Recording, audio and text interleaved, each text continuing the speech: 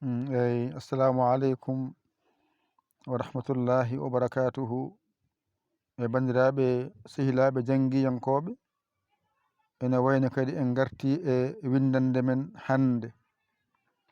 Hande noon teskuya kadi wonɗo no moƴƴi. Ayi ko wayno kowal ko ni wona kowal, ko ha saqiru wonɗon.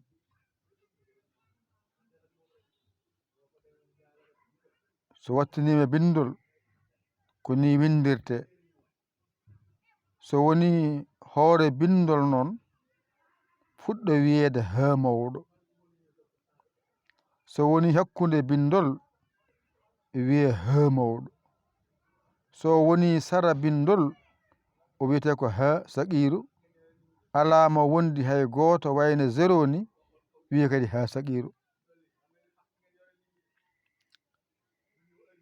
So toɓɓama dow mum wonta ta wiye saqiru ha ta saqiru. Hankadi wona ta innirte hankadi. So toɓɓani noon wiye ha. So toɓɓi dow ɗiɗi wiye ta saqiru ha saqiru. Teskuyema yo wonɗo no moƴƴi. Ha saqiru ta saqiru. So toɓɓani wiyete ko ha saqiru. So toɓɓi dow wiye ta ha gasa wiye saqiru. Hande noon ko ha mawɗo e ha saqiru jangaten. Alkulal ngal woni harfere nde ƴettunde mbaɗande 5 dow, mbaɗande hakkunde 3, mbaɗande less 4. Less o wona pooɗowo. Qur'ana arab kamɓe nandi yaadu.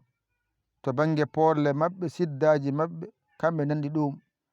Qur'ana arab ummoto ko bange ñaamo faye bange nano. Bisimillah jangen. Dow adi ko ha, rewi hen ko hi, rewi hen ko hu, rewi hen ko kowal mo sidda. Hakkunde han, hin, hun. Less ko polle ha, alif taƴƴe fooɗimo. Hi, yanere fooɗimo. Hu, wow taƴƴo fooɗimo. He, yanere fooɗimo alif jowiɗo. Bisimillah jangen. Ha, hi, hu, kowal sidda han, hin, hun. Ngara pooɗen ha, hi, hu, he. Ɓamtu ha, hi, hu, kowal sidda hakkunde han, hin, hun. Less ko polle ha, hi, hu, he. Ɓamtu gotol ɓaren ha, hi, hu, kowal sidda hakkunde han, hin, hun. Ngara pooɗen ha, hi, hu, he.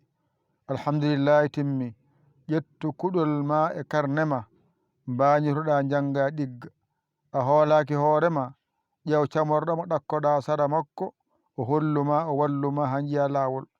Aɗa yamani walluma noddu en 00 221 117 906 14 81. Mbaɗa yaya mbaɗa li jiya WhatsApp o caggirɗa saggere ma. A saggani ko ɗum jinmi. Yo Allah wallu, yo Allah newnu, yo Allah reen. O ko musidɗo mon giɗo mon almudo mon nder e bowal Yaya li kawla Sénégal. Alhamdulillahi rabbil alamina. On jarama, wassalam.